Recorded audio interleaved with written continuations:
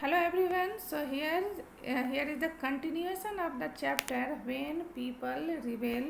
So in this chapter we were reading about that the what was the circumstances why the people fought to rebel in 1857. तो इस chapter में हम पढ़ रहे थे कि वो कौन सी परिस्थितियाँ से जिसके कारण लोगों ने 1857 का विद्रोह शुरू किया. So the next topic is the peasants and the sepoys. जो दूसरा टॉपिक है हमारा वो है peasants and sepoys का. Peasants that means the farmers and the sepoys represent the soldiers. Sepoys this term it has been used by the East India Company for the soldiers. तो ये term East India Company द्वारा use किया जाता था soldiers या सिपाहियों के लिए. So in the beginning of this chapter I has explain that due to the suppressed policies people of the different background was affected. East India Company के दमनकारी पॉलिसी के कारण जो था ईस्ट इंडिया कंपनी बहुत ही प्रभावित हुई थी. ईस्ट इंडिया कंपनी की दमनकारी नीतियों के कारण सभी बैकग्राउंड के लोग बहुत ही प्रभावित हुए थे, including sepoys and the peasants, जिसमें से किसान और सिपाही भी थे.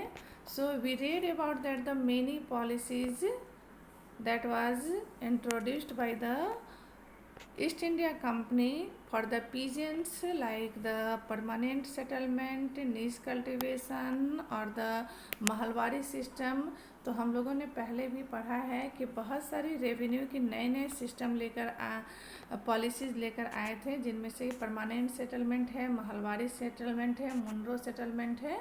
And these policies were too rigid. और ये बहुत ही रेवेन्यू कलेक्शन की ये पॉलिसी बहुत ही ज़्यादा रिजिड थे. It was try to exploit the peasants, landlords and the zamindars. और इसके द्वारा किसानों को, जमींदारों को, लैंडलॉर्ड को बहुत ही एक्सप्लॉइट किया गया था. When many failed to pay back their loans to the money lenders and gradually lost the lands they had tilled for generation. और इस रेवेन्यू को चुकाने के लिए जब लैंडलॉर्ड्स या जमींदार्स इसमें फेल हो जाते थे और जो कर्ज लेते थे वो मनी लेंडर से अगर वो कर्ज नहीं चुका पाते थे तो धीरे धीरे उनकी ज़मीन उनके हाथ से चली गई. जिन ज़मीनों को धीरे धीरे उन्होंने अपने ज़मीन को खो दिया, जिन ज़मीनों पर वो पीढ़ियों से खेती करते आए थे. And so on sepoys. और सिपोइज के साथ भी ऐसा ही हुआ. Sepoys also affected due to the suppressive policies of the East India Company. Sepoys भी बहुत ही प्रभावित हुए थे अंग्रेज़ों की दमनकारी नीतियों के कारण. They were unhappy about their pay, allowances and condition of service. सिपाही बहुत ही नाखुश थे मिलने वाले जो उन्हें सैलरी मिलती थी, अलाउंस मिलती थी और जो उनके जॉब या उनके सर्विस की जो कंडीशन था इससे वो सभी बहुत ही नाखुश थे. Some of the new rules moreover violated their religious sensibilities and beliefs. कुछ नए रूल भी कंपनी के द्वारा लाए गए थे. ये नए रूल जो थे वो बहुत उनके धार्मिक संवेदनशीलता और विश्वासों को बहुत ही हानि पहुंचा रही थी. So those days people believed that if they crossed the sea they would lose their religion and caste. उस समय भारतीय सोसाइटी में लोगों का यह विश्वास था कि अगर वो समुद्र को पार करते हैं तो अपनी धर्म और अपनी जाति को वो लोग खो देते हैं और धर्म और जाति से उन्हें निकाल दिया जाएगा. So when in 1824 the sipahis were told to go to Burma by the sea route to fight for the company. इसलिए 1824 में जब सिपाहियों को यह कहा गया कि सी रूट से, समुद्र के रास्ते से वो बर्मा जाएं, वहाँ फाइट करने के लिए, युद्ध करने के लिए, they refuse to follow the order.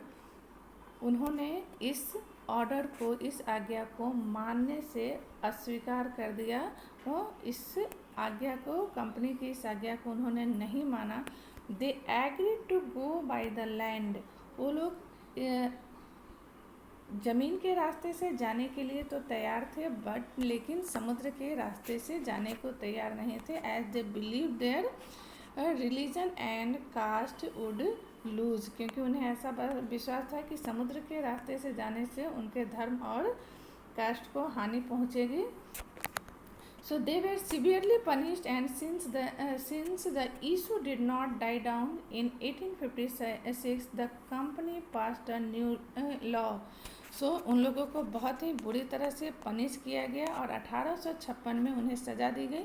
और 1856 में कंपनी ने एक नया कानून पास किया, which stated that even every new person who took up employment, जो कि और यह जो नया कानून था यह बताता था कि प्रत्येक नए व्यक्ति को हु टुक अप एम्प्लॉयमेंट, जिसने एम्प्लॉयमेंट लिया है, जिसने सिपाही होना स्वीकार किया है या इसमें जिन्हें रिक्रूट किया गया है, इन द कंपनीज आर्मीज, कंपनी के आर्मी में अगर किसी को एम्प्लॉयमेंट दिया गया है या रिक्रूट किया गया है, had to agree to serve overseas if required, उन्हें इस बात के लिए सहमत होना होगा कि उन्हें समुद्र के उस पार जाना होगा और इसके लिए उन्हें सहमत होना होगा, और जब भी आवश्यकता होगी उन्हें समुद्र के उस पार युद्ध के लिए भेजा जाएगा। तो एक नया लॉ सिपाहियों के अगेंस्ट पास किया गया कि अगर कंपनी के जितने भी सिपाही हैं, अगर वो कंपनी के लिए रिक्रूट किए जाते हैं तो उन्हें ज़रूर से ओवरसीज सर्व करना होगा, समुद्र के पार भी अपनी सेवाएं देनी होगी जब भी कंपनी को इसकी आवश्यकता पड़ेगी। Sipahis also reacted to what was happening in the countryside, और सिपाहियों ने इसके विरुद्ध भी रिएक्ट करना शुरू किया जो कि गाँवों में हो रहे थे। Many of them were peasants and had families living in the village, क्योंकि इनमें से बहुत सारे सिपाही जो थे वो पीजेंट्स या किसानों के फैमिली से बिलोंग करते थे और उनके परिवार के मेंबर्स जो थे वो गाँवों में खेती बाड़ी करते थे और किसान थे। So the anger of the peasants quickly spread among the sepoys. So किसानों के विरुद्ध जो ईस्ट इंडिया किसानों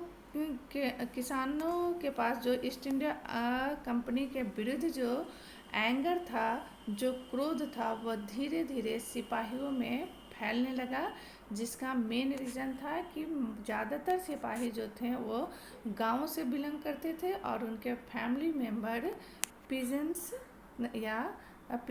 थे। And as I explain in the beginning, they were too exploited by the policies of the East India companies. जैसा कि मैंने इस चैप्टर के शुरू में ही कहा था कि उन लोगों का भी शोषण किया गया था ईस्ट इंडिया कंपनी के द्वारा विभिन्न पॉलिसियों को इंट्रोड्यूस करके। सो इन